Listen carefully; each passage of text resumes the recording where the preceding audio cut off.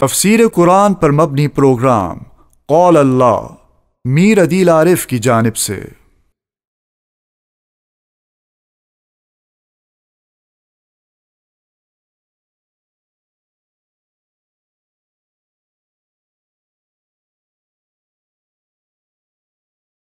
بسم اللہ الرحمن الرحیم۔ پروگرام قول اللہ میں آج ہم انشاءاللہ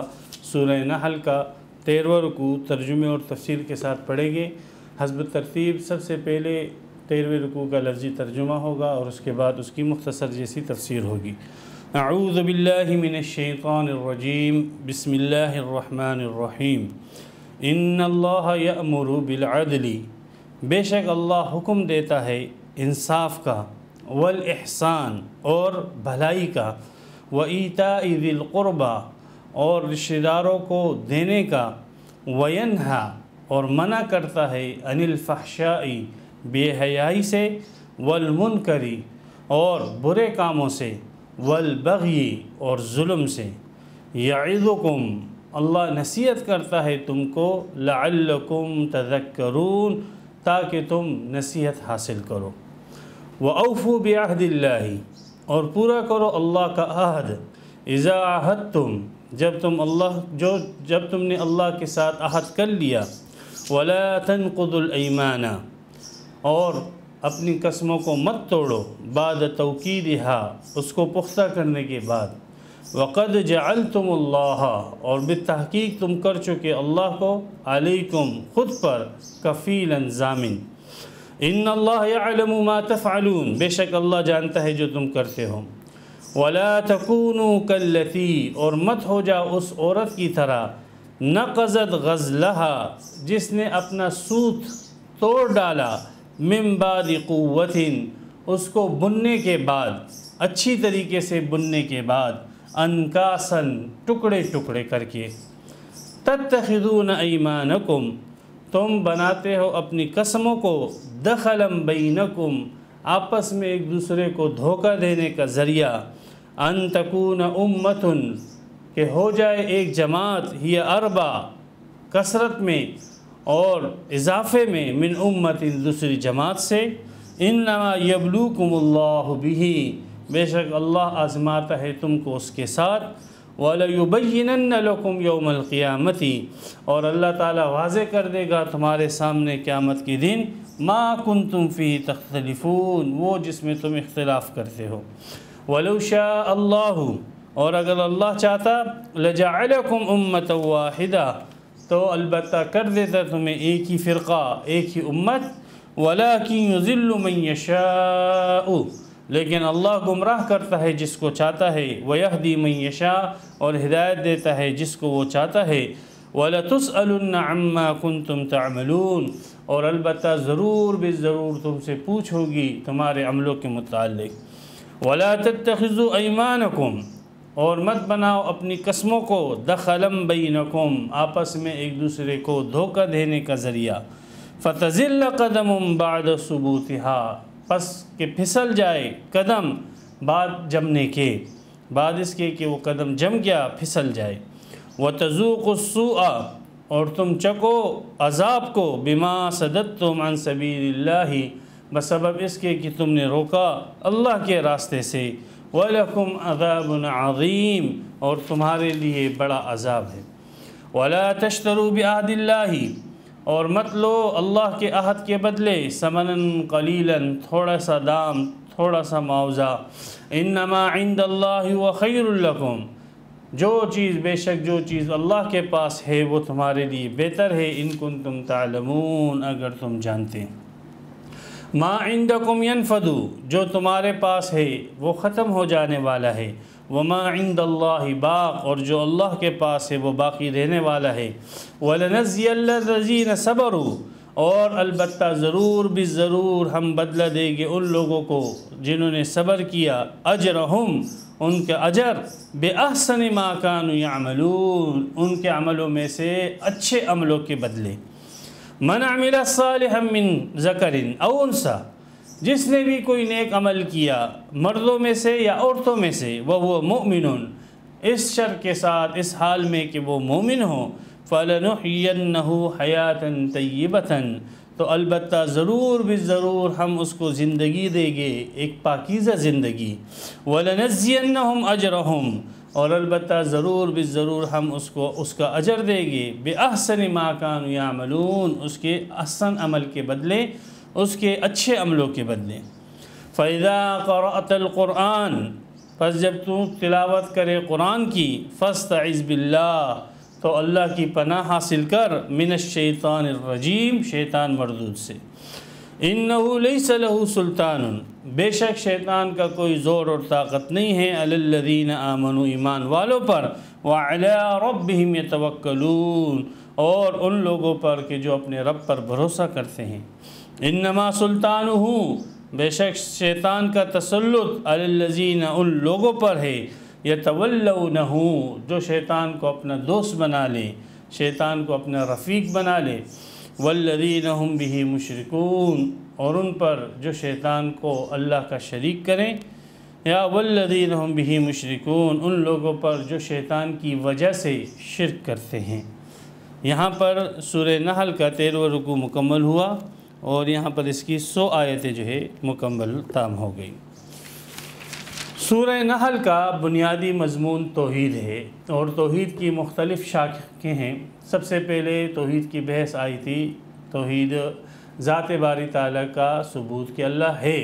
پھر اللہ جو ہے وہ صفات والا ہے، یہ دوسری بحث تھی توحید کے اندر۔ پھر تیسری بحث کہ اللہ سبحانہ و تعالیٰ جو کائنات کا کریٹر اور خالق ہے وہ ایک ہے، اس کے علاوہ کوئی اور کریٹر نہیں ہے۔ ان دعووں کو دلیلوں کے ساتھ، اللہ کی نعمتوں کے ساتھ، کائنات میں پھیلی ہوئی نشانیوں کے ساتھ مختلف پیراہن میں ان تینوں باتوں کو ثابت کیا گیا۔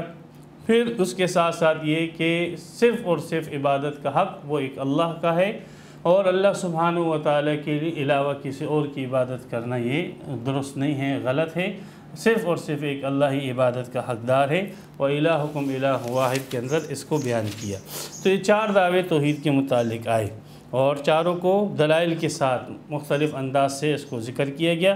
اور اس کے جو اثرات ہیں، ماننے والوں کے لیے کیا ہے، نہ ماننے والوں کے لیے کیا ہے، دنیا میں کیا ہے، آخرت میں کیا ہے، اس اثرات اور ثمرات کو بھی جو ہے ساتھ ساتھ بیان کیا۔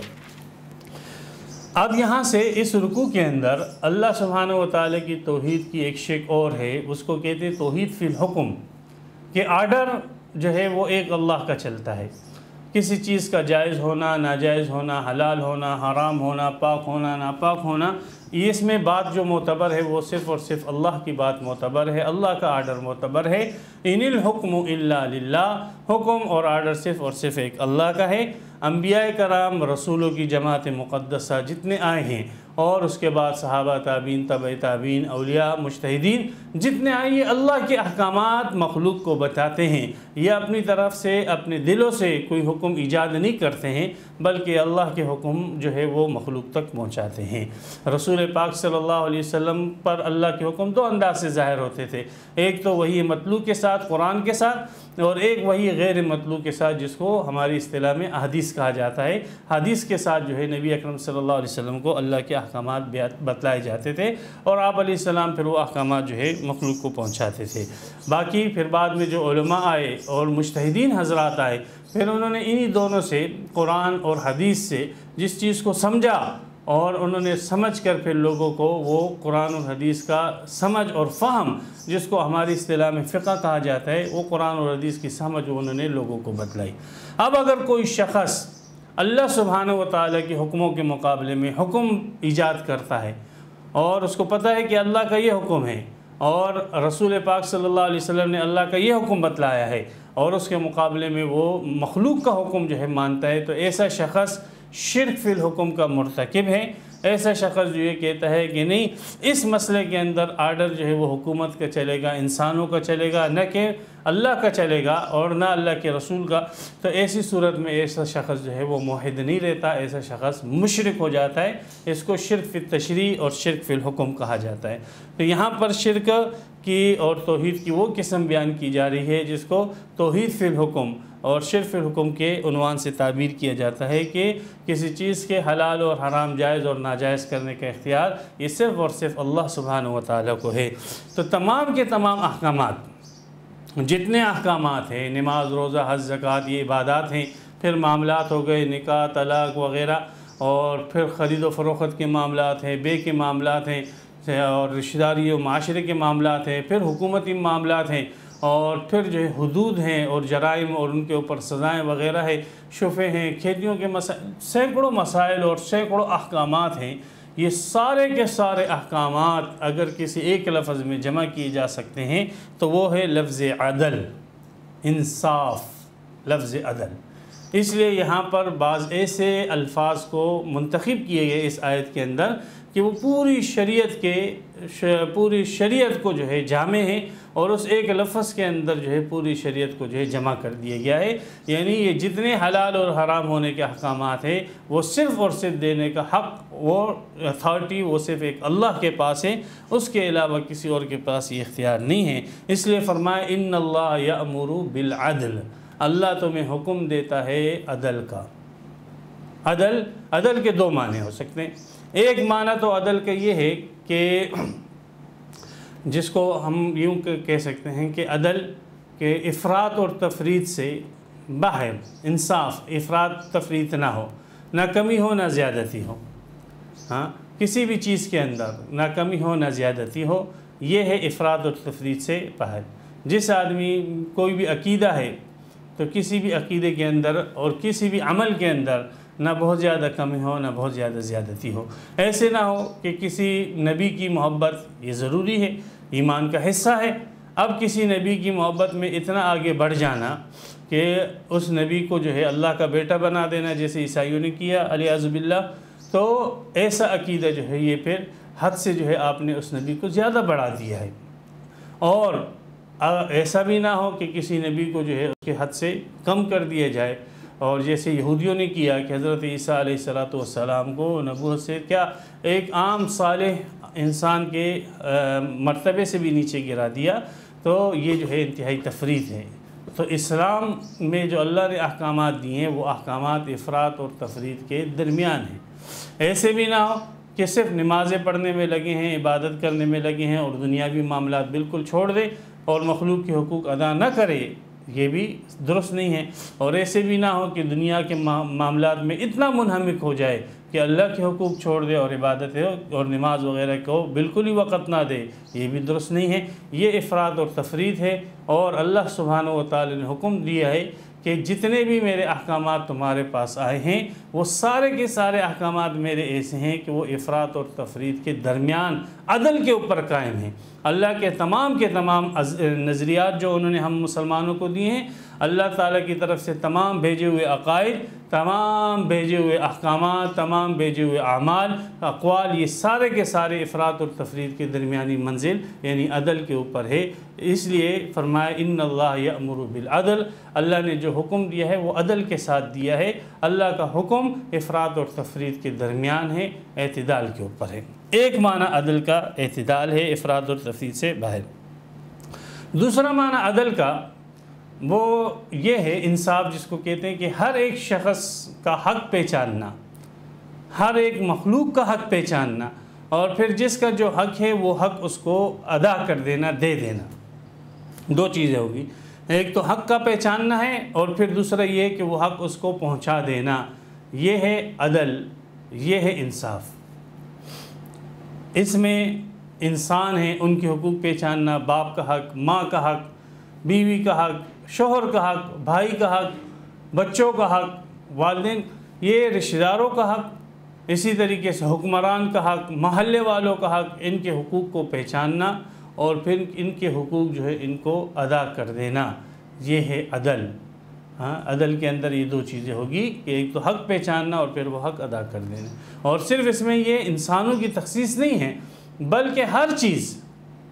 چیز جو بھی چیز ہو، خواہ وہ انسان ہو غیر انسان ہو، اس کے حق کو پہچان کر اس کا حق اس کو دے دینا۔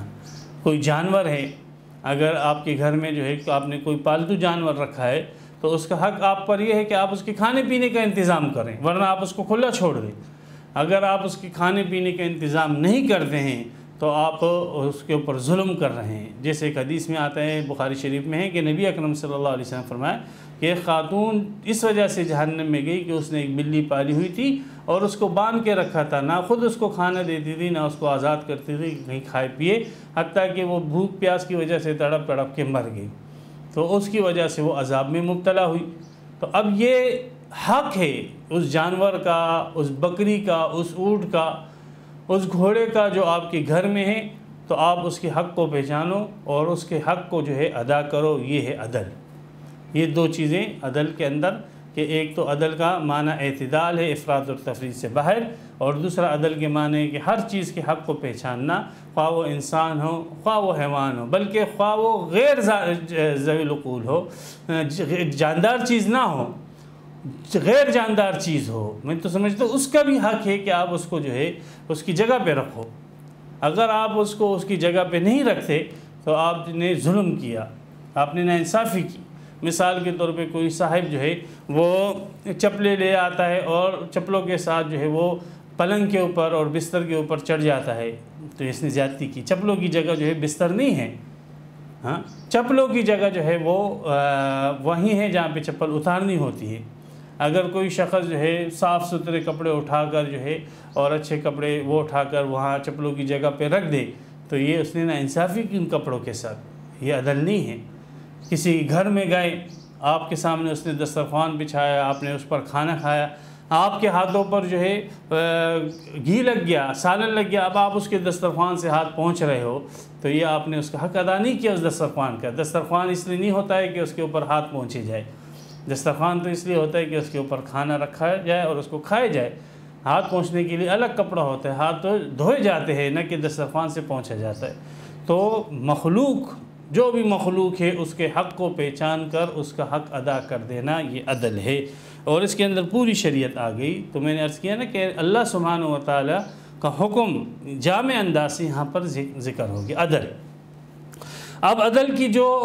عام شاخیں ہیں اور جو عدل پر عمل نہ کرنے کی صورت میں جو شکلیں سامنے آئے گی ان کو بیان کیا جا رہا ہے۔ ان اللہ یأمر بالعدل والاحسان، دوسری چیز جس کا اللہ تمہیں حکم دیتا ہے وہ احسان کا،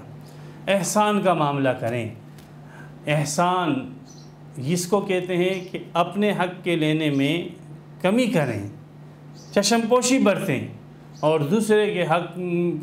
میں بڑھا کر جو ہے دوسرے کا حق دیں اور دوسرے کے حق کے دینے میں جلدی کریں۔ اپنا حق اگر کم ہوتا ہے کوئی مسئلہ نہیں ہے، لیکن دوسرے کا حق آپ بڑھا چڑھا کر دیں، یہ احسان ہے۔ معاشرے کی بنیاد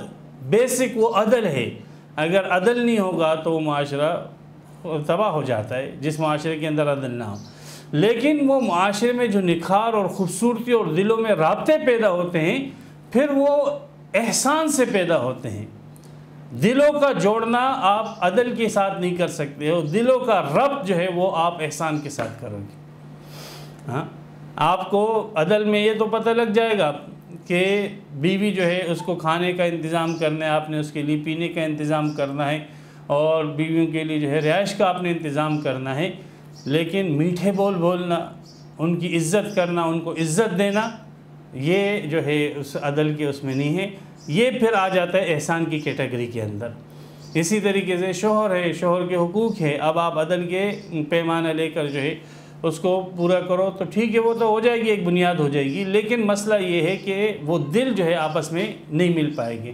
دلوں کا ملاپ اگر ممکن ہے تو وہ احسان کے ساتھ ہے۔ احسان معاشرے کے اندر دلوں کو جوڑتا ہے، اور احسان نہ ہو، صرف عدل کے اوپر انصاف قائم ہو تو وہ ایک روبوٹ کی طرح اور ایک مشین کی طرح وہ زندگی ہوتی ہے، جبکہ انسانی زندگی اس سے کہیں گنا آگے ہے۔ تو اگر انسانی زندگی بنانی ہے اور معاشرے کے اندر خوبصورتی لے کر آنی ہے تو پھر احسان کا پہلو ہے کہ اپنے حق کے لینے میں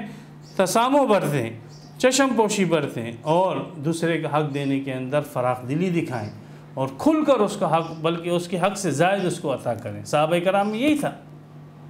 حضرت جریر بن عبداللہ رضی اللہ تعالیٰ عنہ جب وہ گھوڑا لینے گئے تو انہوں نے کہا کتنے کا ہے؟ 500 درہم کا ہے۔ بولے یہ جو ہے آپ کم لگا رہے ہیں۔ کرتے کرتے آخر اس نے کہا کہ یہ حضرت آپ خود ہی لگا دیں اس گھوڑے کی قیمت جو آپ نے لگانی ہے، میں نے تو جتنی مناسب سمجھ رہا تھا لگا رہا تھا، لیکن آپ کہہ رہے ہیں کہ گھوڑے کی قیمت آپ کم لگا رہے ہیں۔ تو جریر بن عبداللہ نے فرمایا کہ آپ کے گھوڑے کی قیمت کم از کم 700 روپے ہیں، اور 700 روپے آپ کا حق بنتا ہے۔ تو 700 روپے نکال کر 700 درہم نکال کر انہوں نے ان کو دیے، اور ان سے جو ہے وہ گھوڑا لے لیا۔ یہ ہے دوسرے کا حق دینا۔ آپ کسی رکشے والے کو، کسی ٹیکسی والے کو ہائر کرتے ہو تو آپ پہلے ان سے توڑ جوڑ کرو، بھائی فلاں جگہ جانے کی کتنے پیسے، ٹھیک ہے 400 500 جتنے بھی بات ہو جائے آپ توڑ جوڑ کریں، توڑ جوڑ کرنا بھی سنت ہے، آپ توڑ جوڑ کریں اس کے ساتھ۔ پھر جب وہاں پر چلے جائیں تو کچھ 10-20 روپے آپ اس کو اوپر دے دیں۔ یہ ہے احسان، یہ ہے احسان، اس کے ساتھ دل آپس میں جڑتے ہیں۔ ہم نے سنا، ہمارے سامنے مشاہدے کی بات ہے کہ بہت سارے گھر جو ہے، گھر کی زندگیاں برباد کیوں ہو گئی ہیں؟ یہ میرا حق، میرا حق، میرا حق، میرا، سب یہی نعرہ لگا رہے ہیں۔ اس نعرے کی وجہ سے کہ میرا حق، میرا حق، گھر کی زندگی برباد ہے۔ اس نعرے کی وجہ سے معاشرہ برباد ہے، اس نعرے کی وجہ سے پورا ملک برباد ہے۔ مزدوروں کو دیکھو، مزدور لگے ہوئے ہیں، ہمارے حقوق، ہمارے حقوق، خواتین کے حقوق اور مردوں کے حقوق اور فلان کے حقوق اور جانوروں کے حقوق، سبحان اللہ۔ مزدور اپنی الگ جو ہے ہڑتال کرتے ہیں، اسٹرائک کرتے ہیں، مالکان ان کے حقوق ادا نہیں کرتے ہیں، ان کے جو واجبات ہیں وہ ادا نہیں کرتے ہیں۔ ہاں، اگر معاشرہ ایسے ہوتا، آپ تجربہ کریں، اگر آپ اپنے مزدور کے ساتھ، اپنے ماتحت ملازم کے ساتھ اچھا رویہ رکھو گے، بھائی آپ کی تنخواہ 10,000 ہے، چلو یہ آپ کا بونس ہو گیا 11,000، تو اس کا دل آپ کے ساتھ، الانسان عبد الاحسان، اس کا دل آپ کے ساتھ جڑے گا، اس کے دل میں آپ کی قدر اور محبت ہوگی، اور وہ صاحب، وہ آدمی اور وہ ملازم بھی یہ کہے گا کہ میں اس کی ڈیوٹی جو ہے 10 گھنٹے کرتا ہوں، اب میں اس کی ڈیوٹی 12 گھنٹے کروں گا، 11 گھنٹے کروں گا، تاکہ میری طرف سے کوئی کمی کوتاہی نہیں۔ اسلام کی پوری تاریخ ہے 1400 سال کی، کہ کہیں ایسی اسٹرائکیں وغیرہ نہیں تھی، حالانکہ مل تھے، بڑے بڑے کارخانے تھے،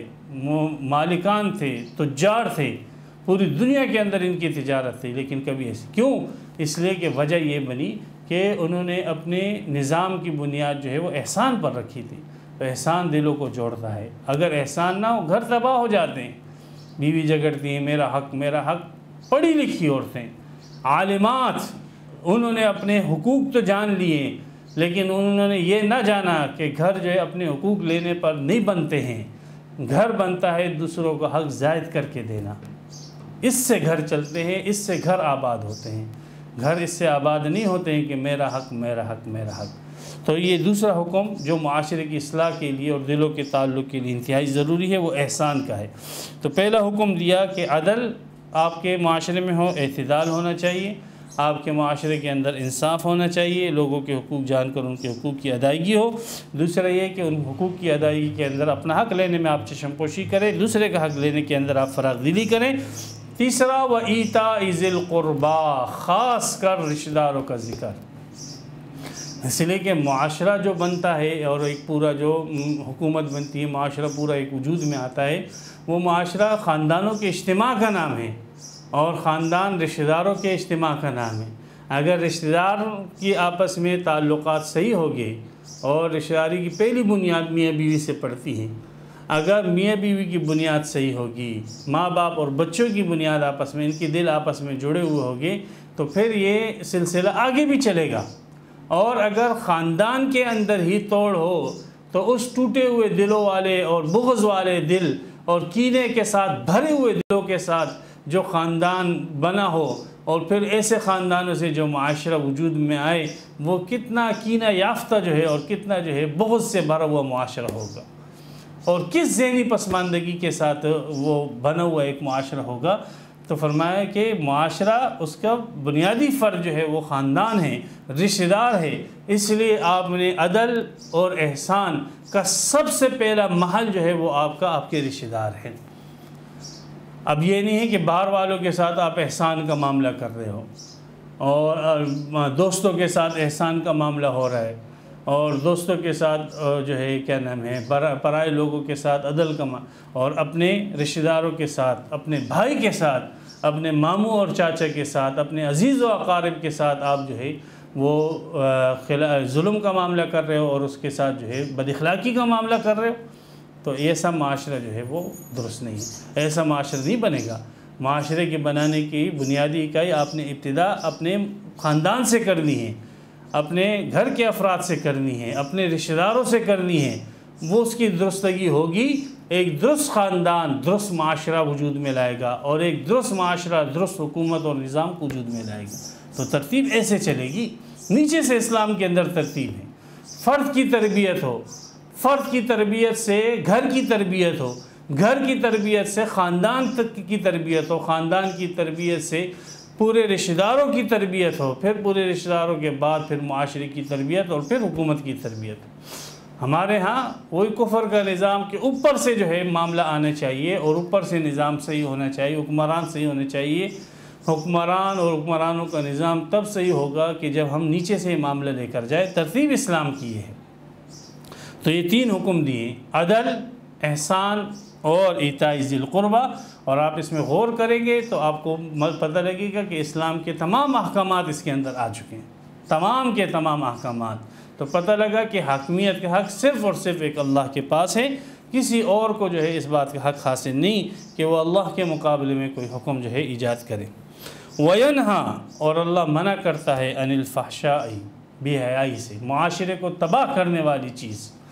معاشرے کو آلودہ اور گندہ کرنے والی چیز وہ بے حیائی ہے۔ فحش اور فحش، یہ قرآن مجید کے اندر وَلَا تَقْرَبُوا الزِّنَا إِنَّهُ كَانَ فَاحِشًا، زنا کو جو ہے وہ فاحشہ کہا گیا۔ اور اسی طریقے سے اغلام بازی کو، مردوں کے ساتھ جنسی خواہشات کو پوری کرنا، اس کو فاحشہ کہا گیا۔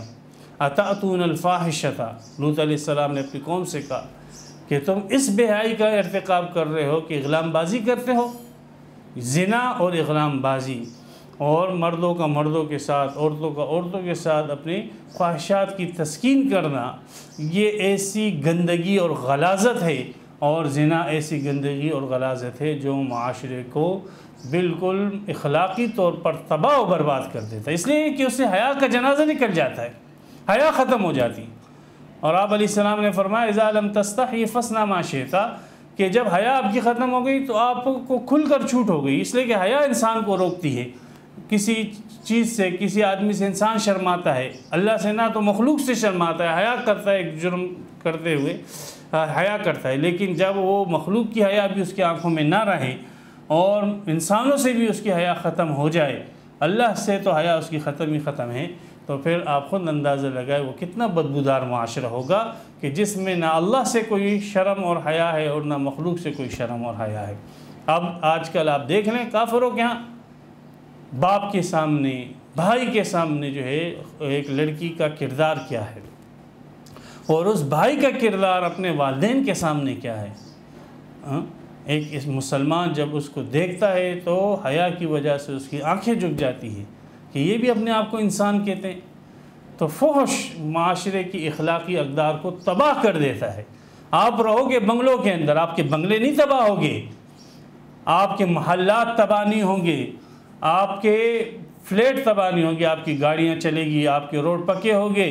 ساری جو ہے سہولت ہے، لیکن آپ کی اخلاقی قدریں بالکل ختم ہو جائے گی، آپ کی اخلاقی تعمیرات بالکل تباہ و برباد ہو جائے گی۔ یہ ہے اخلاق، یہ ہے ایمانیات، یہ ختم ہو جائے گی۔ اور اس کو ختم کرنے والی بنیادی بیسک معاشرے سے حیا کی اقدار کو ختم کرنے والی چیز، اخلاق کی اقدار کو ختم کرنے والی چیز وہ فاحشہ ہے، بے حیائی ہے، اور بے حیائی کے جتنے بھی ذرائع ہیں، جو چیز جو ہے زنا کے اوپر اور اغلام بازی کے اوپر ابھارے، وہ سب اس کے دائرے میں آ جاتے ہیں۔ ان الذین یحبون ان تشیع الفاحشۃ فی الذین آمنوا، جو چیز فاحشہ کو پھیلانے والی ہے وہ سب اس زمرے میں آ جاتی ہیں۔ جو چیزیں، جن چیزوں کی وجہ سے نوجوان جو ہے زنا کی طرف مائل ہوتے ہیں، جن چیزوں کی وجہ سے عورتیں بدکاری کی طرف مائل ہوتی ہیں، اغلام بازیوں کی طرف مائل ہوتے ہیں، وہ سارے کے سارے ذریعے اور اسباب جو ہے وہ اس آیت کی روح سے ان اسباب کے اختیار کرنا حرام ہوگا۔ اب کافر، غیر مسلم اور ان کے متبعین المنافقین جو مسلمان ممالکوں کے اندر بیٹھے ہوئے ہیں، وہ کیا کرتے ہیں، زنا کے جو اسباب ہیں اور زنا پر برانگیختہ کرنے والے جو اسباب اور ذرائع ہیں ان کی تو انہوں نے کھل کر چھوٹ دی ہے۔ شراب پیو آپ کو اجازت ہے، عورتوں کو آپ جو ہے بغیر برہنہ دیکھو آپ کو اجازت ہے، لڑکوں کو آپ بغیر جو ہے کپڑوں کے دیکھو، برہنہ دیکھو، قانون میں کوئی جرم نہیں، آپ دیکھ سکتے ہو۔ ہاں، جو چیزیں اب ایک لڑکا جو ہے، مجھے یہ بتائیں کہ ایک لڑکا جو ہے شراب پی لے اور ایک نوجوان جو ہے جب وہ گندی جو ہے تصویریں دیکھے اور فلمیں دیکھیں اور حیاسوز اور ایسی چیزیں جو جذبات میں برانگیختی پیدا کرتی ہے جنسی، تو اب وہ شخص جا کے اگر جرم کرتا ہے، گناہ کرتا ہے اور اس گناہ کے نتیجے میں ایسے واقعات پیش آتے ہیں جیسے ریپ کے واقعات ہیں جو پیش آئے پاکستان کے اندر، زینب کے واقعات جو پیش آئے بچی کے ساتھ جو معاملات ہوئے، تو پھر یہ ہمارے منافق حکمران جو ہے اٹھتے ہیں اور کہتے ہیں کہ نہیں بھائی یہ مجرم ہے، یہ اس نے جرم کیا اور اس کو پھانسی لگائی جائے، اور اس کو مجرم، اس سے بڑھ کر آپ مجرم ہو، آپ نے اس کو وہ اسباب فراہم کی ہے کہ جو اس کے جذبات میں برانگیختی پیدا کرتی ہے، اور جب اس کے جذبات برانگیختہ ہو گئے تو اب آپ کہتے ہو کہ یہ اپنا اثر نہ دکھائے۔ ساز کو چھیڑ کر کہتے ہو کہ آواز نہ ہو، جب ساز چھیڑا ہے تو آواز تو آئے گی۔ اگر آپ نے ان کے جذبات کو برانگیختہ کرنے والی چیز ان کو دے دی ہے اور عورتوں کو جو ہے میراتھن ریس کے نام سے ننگا اور چڈی پہنا کر بھگا رہے ہو، برہنہ ان کے سامنے لا رہے ہو، اور پھر نوجوان سے آپ کہتے ہو کہ آپ صبر کرو، آپ بدکر، اس سے بڑھ کر منافقت اور کیا ہوگی، اس سے بڑھ کر دجل اور کیا ہوگا، اس سے بڑھ کر دنیا کا جھوٹ اور کیا ہوگا کہ ایک نوجوان کو آپ پہلے برانگیختہ کرو اور پھر برانگیختہ کرنے کے بعد اس کے جو ثمرات اور اثرات ہوتے ہیں اس کے ظاہر ہونے سے اس کو روکو۔ مجھے بتاؤ ایسے معاشرہ جو ہے اور ایسے منافقین جو یہ بیٹھے ہوئے ہیں اور اس قسم کی قوانین بنا رہے ہیں کہ شراب کے پرمٹ جاری کر رہے ہیں، بے حیائی کے پرمٹ جاری کر رہے ہیں، بے حیائی کے پرچار کے لیے فنکشن کر رہے ہیں، اور غلاظت اور گندگی کو معاشرے کے اندر رواج دینے کے لیے اس قسم کی حیاسوس فلمیں بنا رہے ہیں، اور پھر جب اس کے رد عمل میں اس قسم کے واقعات پیش آتے ہیں تو پھر لوگ کہتے ہیں کہ نہیں یہ مجرم ہے، یہ مجرم نہیں، سب سے بڑے مجرم وہ ہیں جنہوں نے ان کو پروموٹ کیا اور ان لوگوں کو جو ہے وہ ماحول عطا کیے کہ جس ماحول کی وجہ سے پھر یہ نتیجے سامنے آئے ہیں۔ تو بہرحال معاشرے کو تباہ اور معاشرے اخلاق کو تباہ کرنے والی چیز وہ فحش اور بے حیائی ہے۔ والمنکر، اور منکرات سے اللہ منع فرماتے ہیں۔ منکر ہر وہ چیز ہے کہ جس سے اللہ اور رسول نے منع فرما دیا، ایک عام لفظ ہے، منکرات سے اللہ نے منع فرمایا، فحش بھی اس کے اندر داخل ہے، لیکن اس کو الگ کر کے اس لیے ذکر کیا کہ اس کی اہمیت بیان کرنے کے لیے۔ منکرات تو بہت سارے ہیں، آپ نماز نہیں پڑھتے یہ بھی ایک منکر ہے لیکن اس کا اثر آپ کی ذات تک محدود رہتا ہے، روزہ نہیں رکھتے یہ بھی ایک بڑا منکر ہے لیکن اس کا اثر بھی آپ کی ذات تک محدود رہتا ہے، لیکن جو منکر آپ کے معاشرے کے لیے ناسور ہے وہ ہے فحش اور بے حیائی۔ ایک یہ ہے اس طرف ذکر کیا، ایک آگے ذکر کیا جا رہا ہے والبغی، ظلم، معاشرے کا ایک دوسرا ناسور جو معاشرے کو تباہ و برباد کرنے والا ہے وہ ہے ظلم، والبغی، سرکشی اور ظلم۔ یہ ہے دو پہلو ذکر کیے، دیکھیں کیسے خوبصورت انداز سے ایک طرف جو ہے دائیں طرف فحش، بائیں طرف بغی ذکر کیا، فحش بے حیائی اور بغی ظلم۔ ظلم کسی کا جو حق ہے وہ حق اس کو نہ دینا، یہ ہے ظلم۔ ظلم یہ ہے اللہ کا جو حق ہے وہ اس کو نہ دینا، پیغمبروں کا جو حق ہے وہ اس کو نہ دینا، والدین کا جو حق ہے وہ اس کو نہ دینا۔ احسان کا معاملہ تو دور کی بات ہے، ان کے ساتھ جو ہے وہ جو ان کے بنیادی حقوق ہے اور جو ضروری حقوق ہے وہی حقوق ان کو نہ دینا اور ان سے محروم کرنا، بلکہ اس کے برعکس ان کو اور زیادہ پامال کرنا، یہ ظلم اور سرکشی اور بغی کہلاتا ہے۔ اور بغی اور فحش ایسی چیزیں ہیں جو معاشرے کو تباہ کر دیتی ہیں۔ فحش معاشرے کے اخلاقی اقدار کو تباہ کرتی ہے، معاشرے کو اندر سے کھوکھلا کر دیتی ہے، اور بغی ایسا جرم ہے جو معاشرے کو ظاہراً بھی تباہ کر دیتا ہے۔ یہ بات یاد رکھیں۔ ظلم یہ پھر آپ کی بلڈنگیں بھی نہیں رہے گی، پھر آپ کے کارخانے بھی نہیں رہیں گے، پھر آپ کی گاڑیاں بھی نہیں رہے گی، پھر آپ کے یہ جتنے جو فلیٹ وغیرہ ہیں اور جتنا نظام زندگی ہے، یہ ظلم جو ہے اس کو ختم کر دیتا ہے۔ ہاں یہی بات یاد رکھیں، فحش معاشرے کے لیے دیمک ہے، اندر سے ختم کرے گا، اخلاق کو ختم کرے گا، اور بغی معاشرے کو ظاہر طور پر بھی تباہ و برباد کر دیتا ہے۔ وہ علاقے تباہ ہو جاتے ہیں، وہ علاقے برباد ہو جاتے ہیں کہ جس میں ظلم ہو۔ سورہ یوسف میں اسی مضمون کی ایک آیت ہے کہ اللہ سبحانہ و تعالی جو ہے کسی قوم کو ہلاک نہیں کرتے ہیں شرک کی وجہ سے، کفر کی وجہ سے، جب تک وہ مصلح رہتے ہیں وہاں پر، جب تک وہ لوگوں کے حقوق ادا کرتے ہیں اور انصاف کے اوپر قائم رہتے ہیں، تو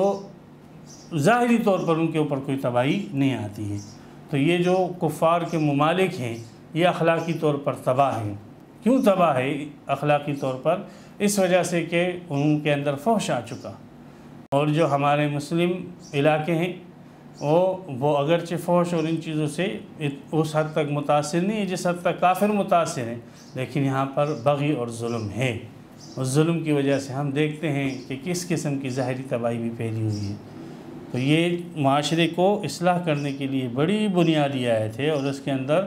بڑی جامعیت کے ساتھ یہ سب کی سب چیزیں جو ہے ذکر کی گئی ہے، اور اس کے اندر اور بھی وضاحت اور تفصیل مفسرین نے کی ہے، تو میں نے مختصراً اس کا ایک کچھ نمونہ آپ کے سامنے ذکر کیا۔ یہی وجہ تھا، اس آیت کی جامعیت کی وجہ سے حضرت عمر بن عبدالعزیز رحمۃ اللہ علیہ نے حکم جاری کیا تھا کہ اس آیت کو خطبے کا ایک حصہ بنا لیا جائے۔ اسی وقت سے جو خطبہ حضرات ہیں وہ اس آیت کو جو ہے وہ اپنے خطبوں کے اندر پڑھتے ہیں، اسلام کی پوری تعلیم اس کو سمیٹ کر، اور معاشرے کی اصلاح کے لیے جو بنیادی عناصر ہیں اور معاشرے کے ظاہری اور باطنی اقدار کو تباہ کرنے والے جو بنیادی عناصر ہیں اس کو جو ہے اس آیت کے اندر انتہائی جامعیت کے ساتھ بیان کیا گیا۔ یعظکم، اللہ تعالیٰ تمہیں نصیحت کرتا ہے، واعظ کرتا ہے، تم کو سمجھاتا ہے، تم کو سب سمجھانے کی بات ہے۔ اللہ تعالیٰ کتنا سمجھا رہا ہے، اللہ سمجھا رہا ہے۔ اللہ نے رسول کو بھیجا، وہ رسول بھی اللہ کا قاصد ہے، رسول کہتے قاصد کو، گویا اس کا سمجھانا اللہ کا سمجھانا ہے۔ کتاب بھیجی، کتاب سے وہ بھی اللہ ہی سمجھا رہا ہے، علماء جو سمجھا رہے ہیں اور اہل اللہ جو، وہ بھی اللہ ہی سمجھا رہا ہے، اس لیے کہ اللہ نے ان کو حکم دیا کہ میری طرف سے پیغام پہنچو۔ لعلکم تذکرون، تاکہ تم نصیحت حاصل کر سکو اور اس پر عمل پیرا ہو کر اپنے معاشرے کو تباہ اور بربادی سے بچا سکو۔ وَأَوْفُوا بِعَهْدِ اللَّهِ إِذَا عَاهَدتُّمْ، یہ تھا معاشرے کا اصلاح، معاشرے کی درستگی کے اور معاشرے کے فساد کے جو بنیادی عوامل تھے، آیت میں اس کو جامعیت کے ساتھ بیان کیے۔ اب ایک اور پیراہن میں جو معاشرے کی اصلاح کے لیے ضروری چیز ہے وہ ہے ایفاء عہد، وعدہ پورا کرنا۔ اگر آپ غور کریں تو ہمارے انسانوں کے معاشرے میں جو بھی دو انسانوں کا تعلق قائم ہوتا ہے، مختلف تعلقات، تو اس کی بنیاد جو ہے وہ وعدے پر ہوتی ہے، عہد پر ہوتی ہے، ایک قسم کا عہد کر دیا جاتا ہے دونوں فریقین کے درمیان۔ مثال کے طور پہ شادی ہوتی ہے میاں بیوی، تو یہ ایک قسم کا معاہدہ ہو جاتا ہے شوہر اور بیوی کا۔ شوہر کہتا ہے میں آپ کے حقوق ادا کروں گا، بیوی کہتی ہے میں آپ کے حقوق ادا کروں گا، دونوں نے ایک معاہدہ کیا ہے۔ آپ کسی ٹیکسی ڈرائیور کو روکتے ہو اور کسی جو ہے رکشہ ڈرائیور کو روکتے ہو اور کہیں جاتے ہو، اس سے بات چیت کرتے ہو، اور پھر آپ کو یہ آپ اجارہ کرتے ہو اس کے ساتھ، یہ قسم کا معاہدہ۔ آپ کوئی جگہ جو ہے وہ کرائے پہ، رینٹ پہ لیتے ہو، وہ ایک معاہدہ آپ کا اس کے ساتھ ہو جاتا ہے، جی ہاں بھائی مہینہ جو ہے 30,000 روپے کرایہ ہے اور اتنے عرصے آپ نے رہنا ہے، یہ ایک معاہدہ آپ کا ہو جاتا ہے۔ آپ کوئی خرید و فروخت کرتے ہو، ایک جگہ لیتے ہو، وہ آپ کا ان کے ساتھ ایک معاہدہ، کوئی گاڑی لیتے ہو وغیرہ، وہ ایک معاہدہ۔ اس سے اوپری سطح پر آپ چلیں تو پھر معاہدات پھر وہ حکومتی لیول پر آ جاتے ہیں، حکومتی سطح پر معاہدات ہوتے ہیں، پھر ایک حکومت کے معاہدات دوسری حکومتوں کے ساتھ ہوتے ہیں۔ تو یہ معاہدات انسانی معاشرے کا ایک جزء لا ينفک ہے اور ایک بنیادی جز ہے، اور اس کی اصلاح بہت زیادہ ضروری ہے۔ اس لیے خاص کر جیسے فحش اور بغی کو ذکر کیا کہ اس کی وجہ سے معاشرہ فاسد ہوگا، اور جیسے جو ہے عدل اور احسان کو ذکر کیا کہ اس کی وجہ سے معاشرے کی اصلاح ہوگی، تو علم معاہدے کی پاسداری انتہائی ضروری چیز ہے، اور اس معاہدے کی پاسداری کے اوپر آپ کا معاشرہ قائم ہے۔ یہ عدل کی خاص صورت ہے، اس لیے اس کو خاص کر تفصیل کے ساتھ آگے ذکر کیا ہے کہ آپ نے جتنے معاہدات کیے ہیں انسانوں کے ساتھ کیے ہیں، اور آپ نے رشتہ داروں کے ساتھ کیے ہیں، اپنی بیوی کے ساتھ کیے ہیں، آپ نے جو ہے اپنے پارٹنر کاروبار کے ساتھ، کسی کے ساتھ بھی کوئی معاہدہ آپ کا ہوا ہے، اللہ کے ساتھ آپ کا معاہدہ ہوا ہے، تو آپ نے اس معاہدے کی پاسداری کرنی ہے اور اس معاہدے کو آپ نے نہیں توڑنا ہے۔ آپ کے سامنے ایسے موڑ آئے گے کہ جس میں معاہدے کے توڑنے میں آپ کو فائدہ نظر آئے گا، لیکن آپ کو اللہ سے ڈرنا ہے اور اپنے اس دنیاوی فائدے کو حاصل کرنے کی لالچ میں اس معاہدے کو پس پش نہیں ڈالنا ہے۔ اس میں یہ آگے تک چند آیتوں میں یہی سی چیز کے جو ہے حکم دیا جا رہا ہے، اس لیے کہ معاشرے کے اندر اس چیز کی بڑی بنیاد اور بڑی جو ہے ضرورت ہے۔ فرمایا وَأَوْفُوا بِعَهْدِ اللَّهِ، اور پورا کرو عہد اللہ کا۔ دو قسم کے عہد، ایک تو اللہ اور مخلوق کا عہد ہے،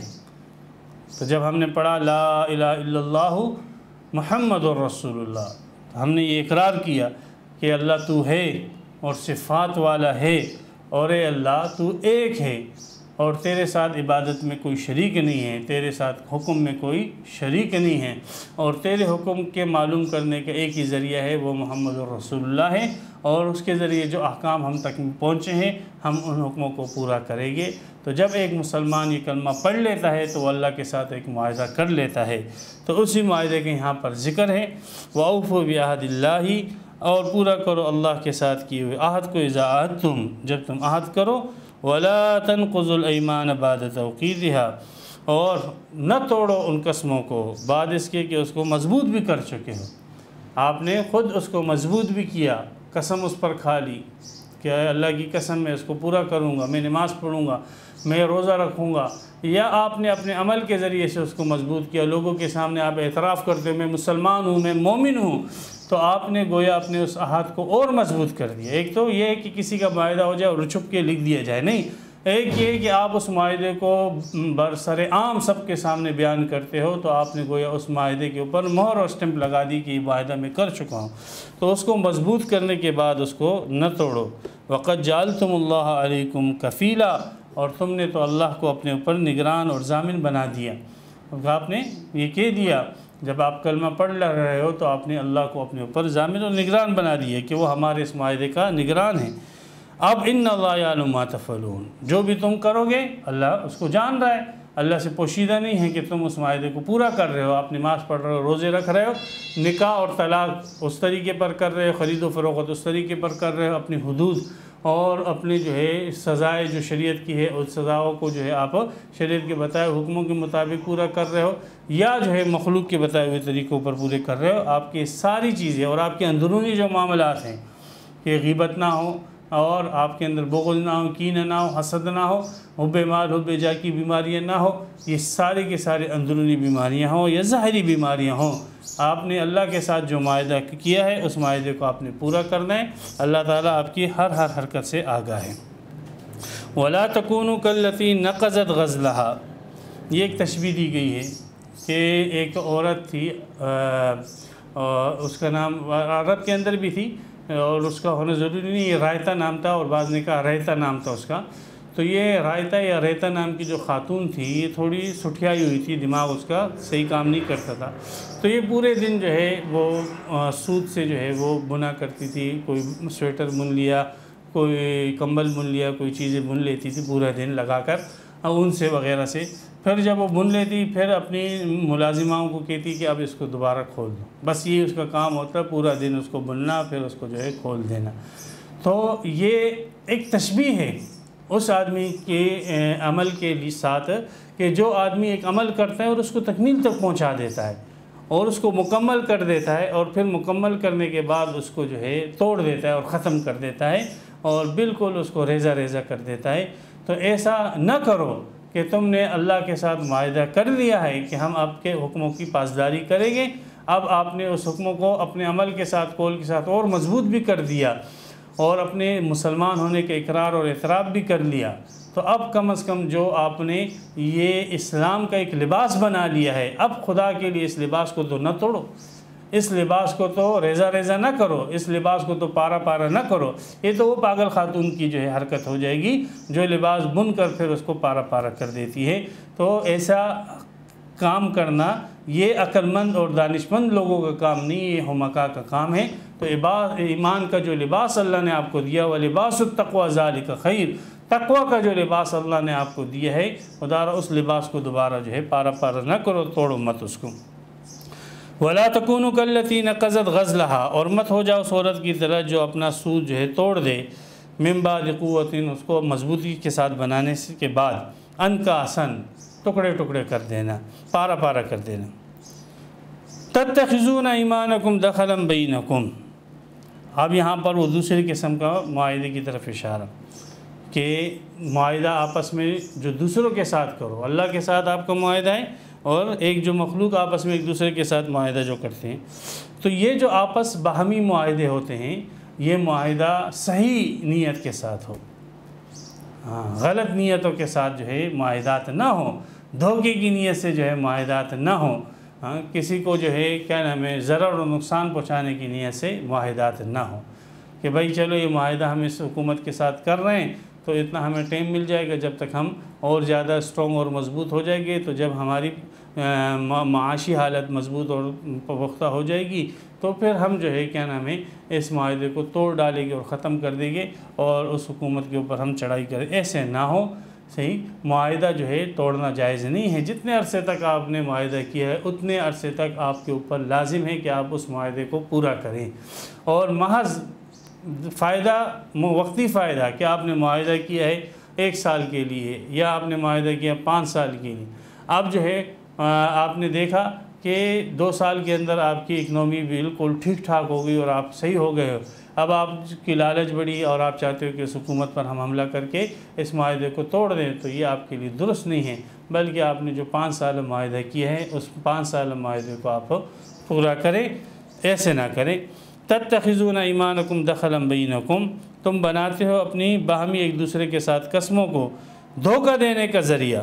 ان تکون امتن ہی اربا من امہ، تاکہ ایک جماعت وہ زیادہ منافع والی ہو جائے اور زیادہ اکثریت والی ہو جائے دوسری جماعت سے، صرف اس جماعت کے مالی اور افرادی طاقت میں اضافے کے لیے ایک معاہدہ کر لیتے ہو، ایسے نہ کرو، یہ دھوکہ ہے، صحیح کہ نہیں؟ جتنے عرصے کے لیے آپ نے معاہدہ کیا اس معاہدے کو آپ نے پورا کرنا لازم ہے۔ انما یبلوکم اللہ بہ، اللہ تعالیٰ ان معاہدات کے ذریعے تمہیں جانچتا ہے، امتحان لیتا ہے، وَلَيُبَيِّنَنَّ لَكُمْ يَوْمَ الْقِيَامَةِ مَا كُنْتُمْ فِيهِ تَخْتَلِفُونَ، اور قیامت کے دن اللہ تمہارے سامنے واضح کر دے گا وہ چیز جس میں تم اختلاف کرتے تھے۔ تو یہ معاہدات کی پاسداری کے متعلق سورہ انفال کے اندر جو ہے تفصیل سے اس میں ذکر آیا، سورہ توبہ کے بالکل شروع میں بھی معاہدات کے متعلق جزیات جو ہے وہاں پر آ چکے ہیں، تو آپ اس کلپ کے اندر دیکھ سکتے ہیں، اس ایپیسوڈ میں آپ دیکھ سکتے ہیں سورہ توبہ کے بالکل ابتدا کے معاہدات کی جو صورتیں ہیں۔ وَلَوْ شَاءَ اللَّهُ لَجَعَلَكُمْ أُمَّةً وَاحِدَةً، اگر اللہ تعالیٰ چاہتا تو تم یہ جو معاہدات کرتے ہو، کوئی جو ہے مسلمان ہے، کافر ہے، ہندو ہے یا عیسائی ہے، یا کوئی ایک قوم کا کوئی دوسری قوم کے معاہدات، اگر اللہ تعالیٰ چاہتا تم سب کو مسلمان بنا دیتا اور چاہتا سب کو ایک ہی زبان، ایک ہی نسل، ایک ہی قوم کے بنا دیتا، لیکن اللہ سبحانہ وتعالیٰ کی حکمت تکوینی کا یہ تقاضا تھا کہ لوگ جو ہے وہ مختلف پیرہان اور مختلف صورتوں میں سامنے آئے تاکہ ان کی آزمائش ہو۔ وَلَٰكِن يُضِلُّ مَن يَشَاءُ وَيَهْدِي مَن يَشَاءُ، لیکن اللہ گمراہ کرتا ہے جس کو چاہتے ہیں اور ہدایت دیتا ہے جس کو چاہتے ہیں۔ اب اللہ کس کو گمراہ کرنا چاہتے ہیں وہ اللہ نے بتلا دیا کہ جو گمراہی کے اسباب اختیار کرتا ہے تو اللہ سبحانہ وتعالی اس کو گمراہ کر دیتے ہیں، اور جو ہدایت کے اسباب اختیار کرتا ہے اللہ اس کو ہدایت دے دیتے ہیں۔ تو گمراہی کے اسباب کو اختیار کرنے والوں کے لیے اللہ کی مشیت پھر گمراہی کی، اور جو ہدایت کے اسباب اختیار کرے گا اللہ سبحانہ وتعالی کی پھر اس کے ساتھ ہدایت والی چاہت ہو جائے گی۔ وَلَتُسْأَلُنَّ مَا كُنتُمْ تَعْمَلُونَ، تمہارے عملوں کے متعلق ضرور تم سے استفسار ہوگا۔ قیامت کا عقیدہ اس میں ضمن ساتھ، قیامت کا عقیدہ بنیاد ہے، تمام اسلامی عقائد کی بنیاد قیامت کا عقیدہ، یہ مستقل موضوع ہے۔ وَلَا تَتَّخِذُوا أَيْمَانَكُمْ دَخَلًا بَيْنَكُمْ، باہمی جو ایک دوسرے کے ساتھ معاہدات کرو تو وہ معاہدات اس انداز سے نہ کرو کہ ایک دوسرے کو دھوکہ دینے کا ذریعہ بنا لو، اس کو ایسا نہ کرو۔ فَتَزِلَّ قَدَمٌ بَعْدَ ثُبُوتِهَا، کہ قدم پھسل جائے بعد اس کے کہ وہ جم چکا، قدم آپ کا جم چکا ہے، معاہدہ آپ کا ہو چکا ہے، اب آپ معاہدہ توڑتے ہو، دوسرے کے ساتھ کیے ہوئے معاہدے کو توڑتے ہو تو یہ آپ کا قدم جو ہے آپ کا پھسل گیا۔ ہاں، اسی طریقے سے اگر آپ کا قدم پھسلا ہے، آپ کی وہ گناہ اور آپ کا وہ بال آپ کی ذات تک ہے، اور ممکن ہے کہ آپ کو دیکھ کر اگر معاہدہ آپ نے اللہ کے ساتھ توڑ دیا علیاذ باللہ اور اسلام سے آپ پھر کر کفر میں چلے گئے، یا معاہدہ آپ نے انسانوں کے ساتھ توڑا اور فسق میں چلے گئے، تو اس میں یہ ہوگا کہ آپ اگر اللہ کے ساتھ معاہدہ توڑ کر مرتد ہو گئے تو آپ تو دائمی جو ہے جہنم کے اندر جاؤ گے، اور ممکن ہے آپ کو دیکھ کر دوسرے لوگ بھی یہ کہیں، آپ کے آل اولاد، آپ کے متعلقین، وہ عموماً وہ انہی کے مذہب پر ہوتے ہیں، تو وہ ان کے بھی قدم پھسل جائیں اور وہ آپ کو دیکھ کر وہ بھی بہک جائے، تو آپ صرف خود یہ نہ ہو کہ گمراہ ہو بلکہ اوروں کو بھی گمراہ کرنے کا ذریعہ بناؤ۔ بلکہ ممکن یہ بھی ہے کہ اگر آپ کسی کے ساتھ، کسی ملک کے ساتھ معاہدہ کیا، آپ نے کسی غیر مسلم ملک کے ساتھ آپ نے معاہدہ کیا، اور وہ اس غیر مسلم ملک کے عوام جو ہیں وہ آپ کو اپنا فریق اور اپنا دوست سمجھ کر آپ کے ساتھ اچھے جذبات ان کے دلوں کے اندر ہے اور اچھے خیالات ان کے دلوں کے اندر ہیں، لیکن پھر آپ اچانک کچھ دنیاوی فائدہ حاصل کرنے کے لیے اچھا اتنے ان کے دل آپ کے ساتھ اچھے مسلم ممالک کے ساتھ کہ وہ ایمان کی طرف متوجہ ہو رہے اور اسلام کو مطالعہ کر رہے ہیں کہ بھائی ہمارے بھائیوں کا اور ہمارے دوستوں کا جو ہے مذہب ہے، اس کو ہم دیکھیں پڑھیں کیا ہے، لیکن جب آپ معاہدہ توڑتے ہو تو وہی لوگ جو اسلام کی طرف آنا چاہتے تھے آپ کے اس عمل کی وجہ سے وہ اسلام سے اور متنفر ہو جائے اور بھاگ جائیں، تو اس کا سبب بھی آپ بنیں۔ تو ایسے نہ ہو کہ یہ معاہدات کو توڑنا آپ معمولی سمجھتے ہو، لیکن یہ معمولی چیز نہیں ہے، یہ بہت بڑا جرم ہے، آپ خود تو پھسلتے ہو اور اپنے ساتھ بہت سارے لوگوں کو پھسلا دیتے ہو جس کا آپ کو علم نہیں ہوتا۔ تو اس لیے فرمایا لا تتخذوا ایمانکم دخلا بینکم، آپس میں ایک دوسرے کے ساتھ کیے ہوئے معاہدات کو دھوکے کا ذریعہ نہ بناؤ کہ قدم پھسل جائے بعد اس کے کہ وہ مضبوط ہو چکا، وتذوقوا السوء، اور پھر تم اگر خود پھسلے ہو یا کسی اور کے پھسلنے کا ذریعہ بنے ہو تو اس کی پاداش میں تم چکو گے عذاب کو، بما صددتم عن سبیل اللہ۔ صدد کے دو ہی معنی بنتے ہیں، ایک تو یہ کہ بوجہ اس کے کہ تم اللہ کے راستے سے رک گئے، خود پھسل گئے، گمراہ ہو گئے، یا بوجہ اس کے کہ تم نے اللہ کے راستے سے لوگوں کو روکا، وَلَكُمْ عَذَابٌ عَظِيمٌ، تمہارے لیے بہت بڑا عذاب۔ وَلَا تَشْتَرُوا بِعَهْدِ اللَّهِ ثَمَنًا قَلِيلًا، پھر یوں بھی آتا ہے، ایسا رخ بھی آتا ہے کہ لالچ دی جاتی ہے، آپ اس حکومت سے معاہدہ توڑ دو، ہمارے ساتھ کر لو، ہم آپ کو اتنے پیسے دے دیں گے، یہ زمین آپ نے اس کے اوپر بیچ دی ہے، ہاں آپ یہ ہم پر بیچ دو، ہم آپ کو 1 لاکھ روپے اوپر دے دیں گے۔ ایک ٹیکسی والے کو آپ نے کیا اور آپ نے کہا کہ بھائی فلاں جگہ جائیں، کتنے؟ 500 روپے، جی ٹھیک ہے، آپ نے کہا ٹھیک ہے میں سامان لاتا ہوں، دوسرا آدمی آ گیا، اس نے کہا جی مجھے لے جاؤ اور میں آپ کو 600 روپے دے دوں گا، آپ آئے تو اس نے آپ کو کہا بھائی میں نہیں جا رہا ہوں اور وہ آپ کو میں زمین نہیں بیچ رہا ہوں، تو ایسے نہ کرو، یہ اللہ کے ساتھ جو کیا وہ عہد ہے۔ اسی طریقے سے نماز کا وقت ہے، عبادتوں کا وقت ہے، روزوں کا وقت ہے، آپ محض دنیاوی فائدے کے لیے کہ یار اب میں جو ہے کیا نام ہے دکان میں ہوں اور نماز پڑھنے نہیں جا سکتا ہوں اور نماز نہیں پڑھوں گا اور ورنہ دکان کا نقصان ہو جائے گا، کاروبار کا نقصان، بزنس کا نقصان ہو جائے گا، اور اللہ کے ساتھ جو کیے وہ وعدہ ہے اس کو آپ پورا نہیں کرتے ہو، آپ کی دکان میں حرام چیزیں بک رہی ہیں، ناجائز چیزیں بک رہی ہیں، گناہ کی چیزیں بک رہی ہیں، لیکن آپ اس کو بیچ رہے ہو اور اس لیے تاکہ آپ کا مالی نقصان نہ ہو، تو یہ سب کی سب چیزیں اس آیت کے اندر آ جاتی ہے کہ اس قسم کے معاہدات کو محض دنیاوی فائدے کے لیے حاصل کرنے کے لیے مت توڑو، یہ خرید و فروخت ہے، یہ آپ جو ہے اللہ کے عہد کو دے کر دنیا کو حاصل کر رہے ہو، اور یہ دنیا نکمی ہے، نامراد ہے، اس کی کوئی حیثیت نہیں ہے، اس کے سامنے جو اللہ کے عہد کو پورا کرنے پر آپ کو انعامات دنیا اور آخرت میں ملے گے، ان کے سامنے یہ دنیا کا مال و متاع کی کوئی حیثیت نہیں ہے۔ اس لیے نصیحت ہے تمہیں وَلَا تَشْتَرُوا بِعَهْدِ اللَّهِ ثَمَنًا قَلِيلًا، مت لو اللہ کے عہد کے عوض میں تھوڑا سا مال، جتنا بھی آپ لے لو، دنیا بھر کر آپ مال لے لو نا، سارے پیٹرول لے لو، سارا سونا چاندی لے لو اللہ کے حکموں کو توڑنے کے مقابلے میں، تو یاد رکھو تم تو 10 روپے 20 روپے 100 روپے کے لیے معاہدے، لاکھ روپے کے لیے معاہدات توڑ دیتے ہو، ایسے نہ کرو، یہ ثمن قلیل ہے، بہت ہی معمولی دام آپ نے اپنا لگایا ہے، اتنا معمولی دام کہ آپ نہ ہو، آپ کا عہد اتنے معمولی دام کا نہیں ہے جو تم نے اتنے سستے اور کھوٹے سکوں کے اوپر بیچ دیے۔ انما عند اللہ وخیر لکم، اس معاہدات کی پاسداری اور پورا کرنے میں جو آپ کو اللہ کے پاس ملنا ہے وہ تمہارے لیے بہت ہی زیادہ بہتر ہے، اگر تم کو علم ہوتا ان کنتم تعلمون، جانتے نہیں ہو، جاہل ہو۔ ما عندکم ینفد وما عند اللہ باق، اور وہ بہتر اس لیے ہے کہ جو کچھ تمہارے پاس ہے ایک تو وہ فنا ہونے والا ہے، ختم، تم مر گئے بس ختم، फ़ायदा नहीं, मर्द फ़ायदा उठा ही नहीं सकते, हाँ फ़ायदा नहीं उठा सकते। और जो आपने आगे अल्लाह के पास भेजा वो हमेशा के लिए बाकी रहने वाला है। और वलनज़ियन्नल्लज़ीन सबरू, वो बेहतर इसलिए कि अल्लाह सुब्हानहु व तआला जो सब्र करेंगे मुआहिदात के ऊपर, जमे रहेंगे, अल्लाह ज़रूर भी ज़रूर फरमाते हम बदला देंगे ऐसे लोगों को, उनका अजर, उनका हक़ हम ज़रूर भी ज़रूर उनको देंगे। बेअहसनि मा कानू यामलून, बेअहसनि मा कानू यामलून का एक तर्जुमा तो ये है कि उनके सबसे अच्छे अमल के बदले, यानी मुआहिदात की पासदारी को अल्लाह ने सबसे अच्छा अमल करार दे दिया, इसलिए कि बहुत जामे है ना,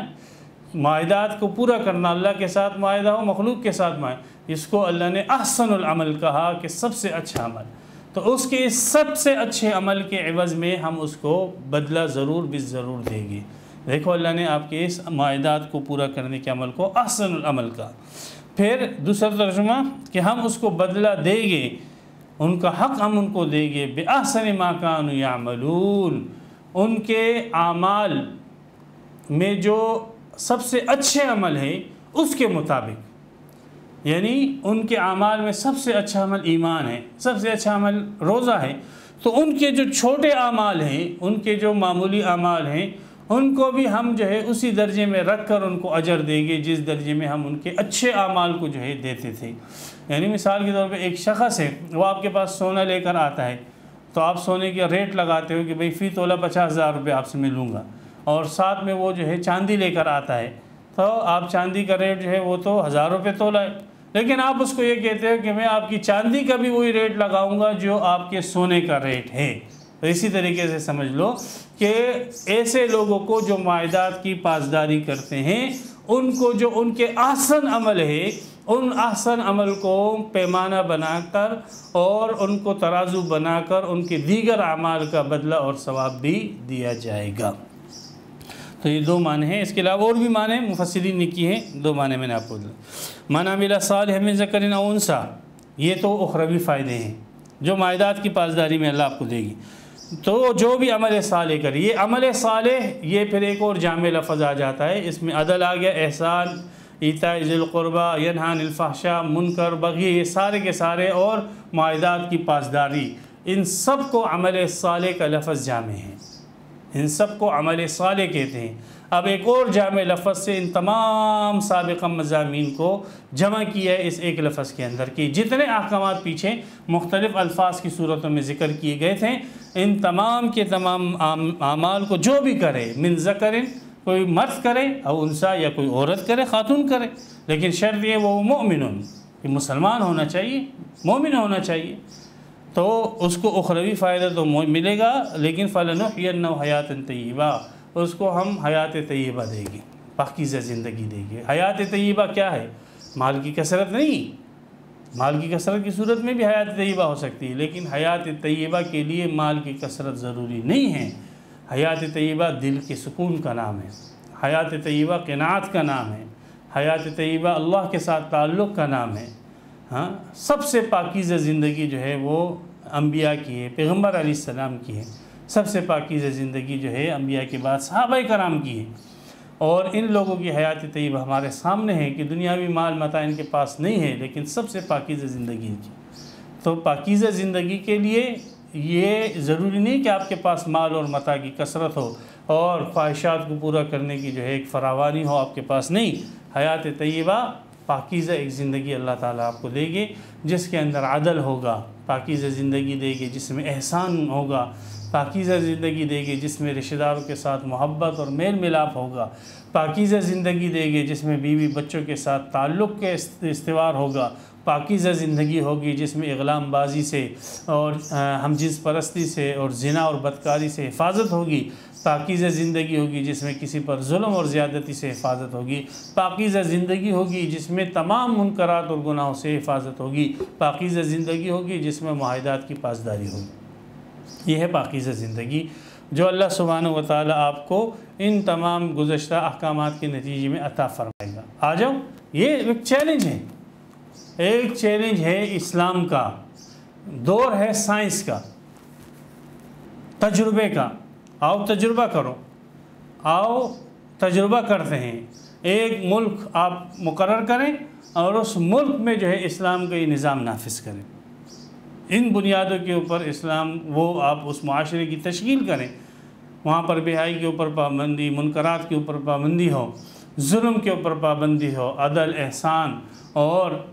رشتہ داروں کے ساتھ حسن سلوک، معاہدات کی پاسداری، اس پر ایک معاشرے کی آپ تشکیل کریں، ایک ملک میں آپ تجربہ کریں۔ بالکل پسماندہ ملک آپ لے لیں، افغانستان کو لے لیں، کوئی افریقہ کے جو ہے پسماندہ علاقے کو لے آؤ، تجربہ کرو،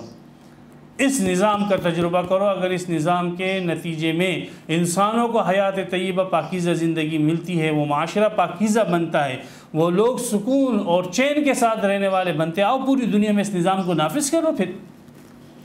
یہ تو سائنس کی بات ہے، مشاہدے کی بات ہے، تجربے کی بات ہے، یہ بہت بڑا چیلنج ہے کہ آ جاؤ اس کی طرف اور اس پاکیزہ زندگی کی طرف آ جاؤ۔ اور سب حکومتوں کا یہی وہ ہوتا ہے، رونا رونا ہوتا ہے، امریکہ ہو، برطانیہ ہو، جرمنی ہو، فلاں، کہ ہم جو ہے اپنے عوام کو جو ہے ریلیف دینا چاہتے ہیں، اپنے عوام کو سہولتیں دینا چاہتے ہیں، اچھی زندگی دینا۔ آ جاؤ اچھی زندگی نا، تجربہ کر دیں، تم نے اچھی زندگی دی ہے، تمہاری اچھی زندگی ہے، تم نے صرف ان کو پکے مکانات دے دیے، ایک پرندے کو آپ جو ہے سونے کے پنجرے میں قید کر دو اور اس کو دانہ یہ اچھی زندگی ہے؟ یہ کوئی اچھی زندگی نہیں ہے، دھوکہ مت دو، تم نے انسانیت کو دھوکہ دیا ہے، آؤ تجربہ کرو۔ لیکن یہ مر جائے گی، تجربہ کرنے نہیں دے گی۔ افغانستان چھوٹا سا علاقہ ہے، وہاں پر اللہ کا قانون نافذ کرنے کے خلاف پوری دنیا کا کفر جمع ہو کر آ گیا۔ یہ نہیں، یہاں پر یہ نہ ہو، ورنہ یہاں کی پاکیزہ زندگی دیکھ کر لوگ سارے کے سارے کافر، کہیں مسلمان نہ ہو جائے۔ آج وہ مشاہدے کی بات ہے، تجربے کی بات ہے، معاشرہ کیسے صحیح بنتا ہے، یہ اللہ کا چیلنج ہے۔ حیات طیبہ میں دوں گا، پاکیزہ زندگی دوں گا، مرد عورت جو بھی آ جائے۔ وَلَنَجْزِيَنَّهُمْ أَجْرًا بِأَحْسَنِ مَا كَانُوا يَعْمَلُونَ، اور آخرت میں ہم ان کو بدلہ دیں گے ان کے حق کا، اور احسن بدلہ دیں گے، جو احسن اعمال کا ان کو جو ہے بدلہ دیا جائے گا۔ فَإِذَا قَرَأْتَ الْقُرْآنَ فَاسْتَعِذْ بِاللَّهِ مِنَ الشَّيْطَانِ الرَّجِيمِ۔ ایسے تو ہر عمل کے اندر اللہ سبحانہ و تعالیٰ کی پناہ حاصل کرنی چاہیے، لیکن خاص کر یہ جو کتاب ہے قرآن، اس کا جب مطالعہ ہو، شیطان آپ کو قرآن کے پاس آنے نہیں دے گا، نہ قرآن کی بات سننے دے گا۔ آپ 3-3 4-4 گھنٹے جو ہے وہ فلمیں دیکھ سکتے ہو، لیکن قرآن کی بات نہیں سننے دے گا آپ کو۔ کیوں؟ یہ پورا نظام ہے آپ کا، آپ کے معاشرے کی اصلاح اس کے اندر ہے، آپ کی دنیا اور آخرت انسانیت کی فلاح اس کے اندر ہے۔ اور شیطان کہاں چاہے گا کہ میں جو ہے یہ انسان اس کتاب کو پڑھے اور اس کے قریب آئے؟ تو کبھی بھی شیطان آپ کو جو ہے اس کتاب کے قریب آنے نہیں دے گا۔ اس لیے اگر آپ نے اس کتاب کے قریب آنا ہے تو سب سے پہلے اللہ کے حضور میں، اللہ کی پناہ میں آپ نے آنا ہوگا کہ یا اللہ میں کتاب پڑھنا چاہتا ہوں، اس کا ارادہ ہے میرا، مجھے شیطان مردود سے اپنی پناہ عطا فرما کہ میں آپ کی پناہ میں آ جاؤں اور یہ شیطان مردود مجھے جو ہے بہکائے نہیں، اور میں اس کتاب کا مطالعہ کروں۔ تو اس لیے شیطان کی پوری کوشش، ان کے جو ایجنٹ تھے کافر، وقال الذین کفروا لا تسمعوا لهذا القرآن والغوا فیہ لعلکم تغلبون، اور آج کل کے جو منافقین ہیں، جو ان کافروں کے ایجنٹ ہیں، وہ کہتے ہیں یہ جو قرآن کے ادارے ہیں، جو مراکز ہیں، ان کو ختم کرو، ان مدرسوں کو ختم کرو، ان قرآن کے مراکز۔ جب ختم نہیں کر سکے تو ایک پھر اور خوبصورت شکل لے کر آ جاؤ، ان کو جو ہے دنیاوی تعلیم بھی دو، اور ان کو دنیاوی دے، بھائی تم دنیا میں بہت پیچھے رہ گئے ہو اور جو ہے تمہیں بھی ترقی کرنی چاہیے، خدا کے لیے دنیا کی ترقی کے لیے جو ہے اتنے سینکڑوں نہیں، ہزاروں نہیں، لاکھوں نہیں، کروڑوں نوجوان موجود ہیں، کروڑوں نوجوان کالجوں اور یونیورسٹیوں کے اندر پڑھیں۔ ہم آپ کے ہاتھ جوڑتے ہیں کہ ان کو جو ہے آپ دنیاوی ترقی میں آگے لے جاؤ۔